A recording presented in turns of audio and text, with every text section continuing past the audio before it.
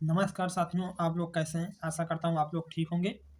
आज तीसरा दिन है चैप्टर तीसरे का मैराथन है, जो केवल 10 से 15 मिनट होने वाली है क्लास। तो तीसरे चैप्टर में आपके दिया गया है का नाम है pair of liner equation in two variables, मतलब कि दो चर वाले रैखिक समीकरण युग्म। इसे वन शॉट भी आप कह सकते हैं। सिर्फ केवल 10 से 15 मिनट में इससे करना है, इसीलिए वीडियो को अब शुरू करते हैं। इसमें हम आपको कराएंगे एग्जाम में आने वाले सभी मेथड, ट्रिक और पीवीक्यू कवर करेंगे। चलिए शुरू करते हैं। जो बहुत इंपॉर्टेंट है वही पीवीक्यू हम उठाएंगे। रैखिक समीकरण पहले आपको बता दूं तो रैखिक समीकरण दो चर और एक्स और वाई में वह समीकरण जिसमें दोनों की घात एक हो रैखिक समीकरण कहलाता है। रैखिक समीकरण इस तरह का समीकरण है तो इनके भी घात देखिए एक है, इसके भी घात एक है, तो इस तरह के जो एक्स और वाई के घात है वो एक रहे तो रैखिक समीकरण में आता है। इनको हम A X plus B Y plus C बराबर 0 के रूप में लिखते हैं, जहां ए बी सी वास्तविक संख्या मतलब कि इनके ये दर पर हमेशा बदलती रहेंगी संख्याएं। और समीकरण युग्म क्या है ये इसे भी आपको हम पहले बता दूं। तो समीकरण युग्म जब दो रैखिक समीकरण एक ही समय पर दिए जाते हैं, मतलब कि एक ही समय पर दिए जाएं दो समीकरण, रैखिक समीकरण मतलब कि जिनके घात एक हो, और हमें एक्स वाई ऐसे निकालने हैं जो दोनों को सेटिस्फाई करें। मतलब एक्स और वाई का मान इस तरह निकालना है जो दोनों को सेटिस्फाई करें, मतलब कि दोनों ऊपर रखने पर वही आंसर आए।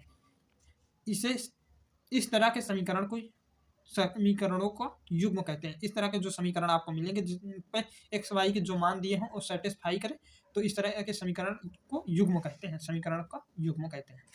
अब हम टाइप्स ऑफ सॉल्यूशन पढ़ लेते हैं जो वेरी इंपॉर्टेंट है। तो टाइप्स ऑफ सॉल्यूशन में आपको क्या हम बताएंगे, तो पहले आपको ये देख लेना बहुत जरूरी है। तो ये तीन प्रकार के समाधान संभव हैं, जैसे यूनिक सॉल्यूशन एकमात्र हल होगा, नो सॉल्यूशन कोई हल नहीं, इन्फिनिट सॉल्यूशन अनंत हल हो गए। इनका कंडीशन फार्मूला क्या होता है, यूनिक वाला होता है a1 upon a2 not equal b1 upon b2 होता है। नो सॉल्यूशन में a1 अपान a2 होता है, बराबरी में होता है equal b1 upon b2 not equal c1 upon c2 होता है।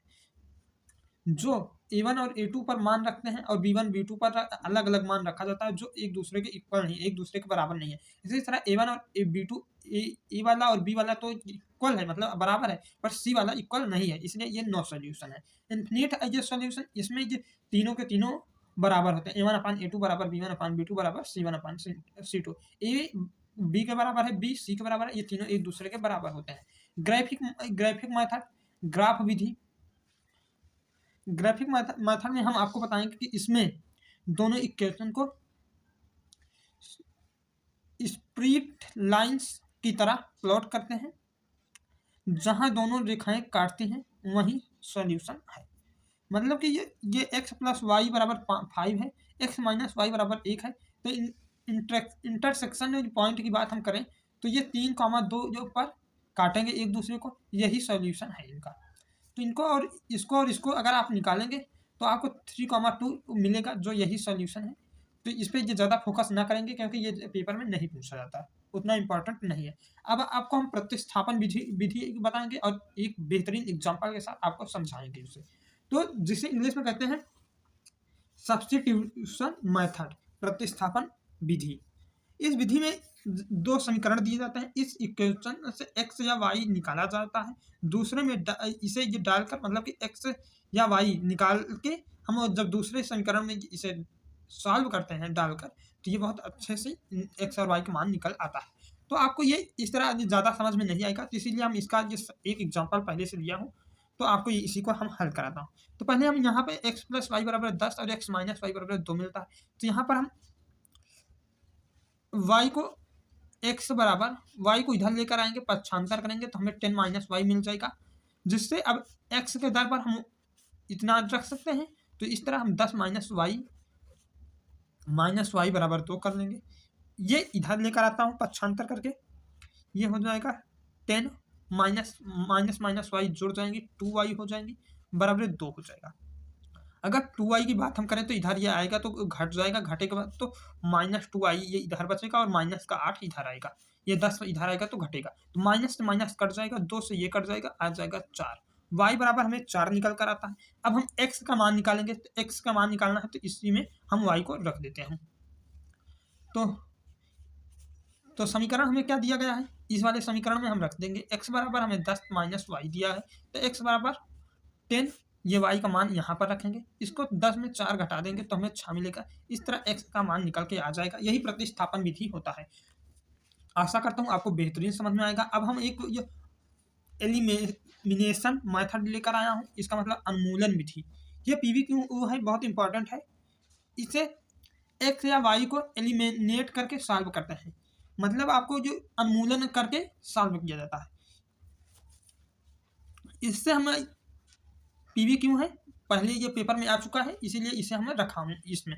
तो ये आपको बता दूं, तो दूसरे इसमें देखना होता है कि कौन सी संख्या हम इन पर लाएं कि ये एक दूसरे को काट सकें। तो यहाँ पर हम 3 से अगर गुणा करते हैं तो ये एक दूसरे को काट देंगे, तो इसलिए हम लिखेंगे दूसरे इक्वेशन, मतलब समीकरण को 3 से मल्टीप्लाई करते हैं, 3 से गुणा करते हैं।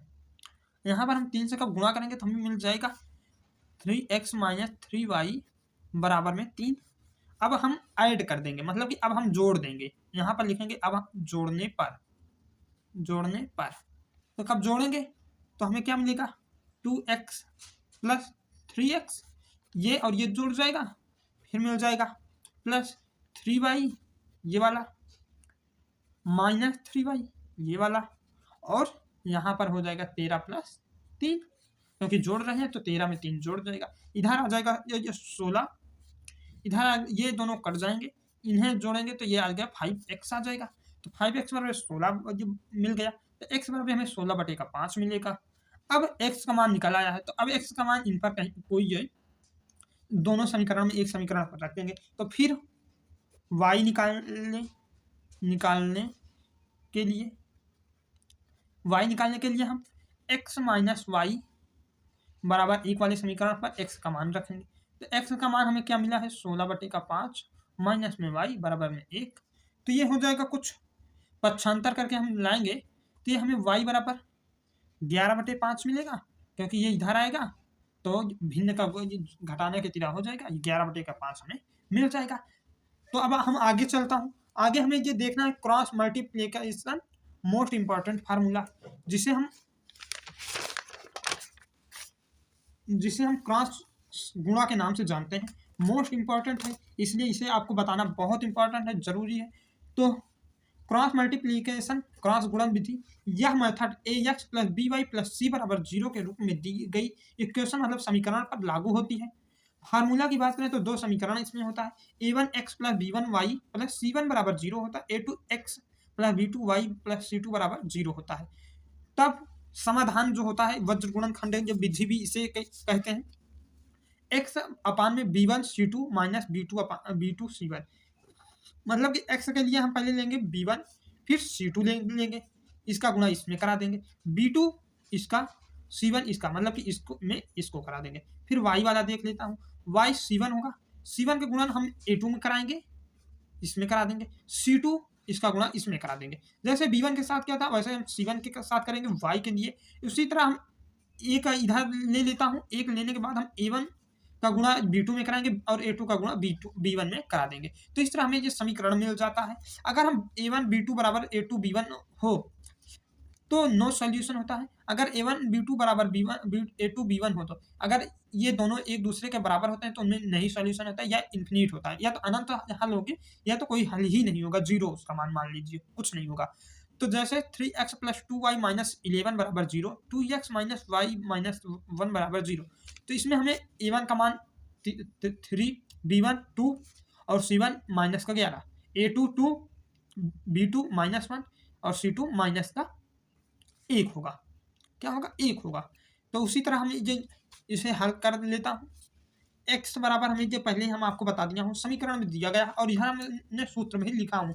तो क्या होता है पता है, जब x का मान निकालते हैं तो इसका गुणा हम ले जाकर 1 में करा देते हैं, और बटे अपान में ये जो रहता है पहले से, तो इसका गुणा इसमें करा देते हैं और ये पहले से ही रहता है। उसी तरह x का सूत्र हम b1 c2 minus b2 c1 अपान में a1 b2 minus a2 b1 लिखा हूँ। तो उसी तरह इसी पर हम रख देंगे। इसी पर तरह हम y का भी किया होता है कि y का इसको उठाकर इस एक में गुणा कराते हैं, जिससे हमें गुणा कराने पर ये ऊपर चला जाता है y बराबर ये C1A2 माइनस C2A1 अपान में A1B2 माइनस A2B1 प्राप्त होता है। इस तरह कुछ y बराबर C1A2 माइनस C2A1 अपान में A1B2 माइनस में A2B1 प्राप्त हो जाता है। ये इंपॉर्टेंट है, इसलिए इसे आप जान लीजिए और इसी सूत्र पर आप रखेंगे तो सवाल आपके तुरंत हल हो जाएंगे।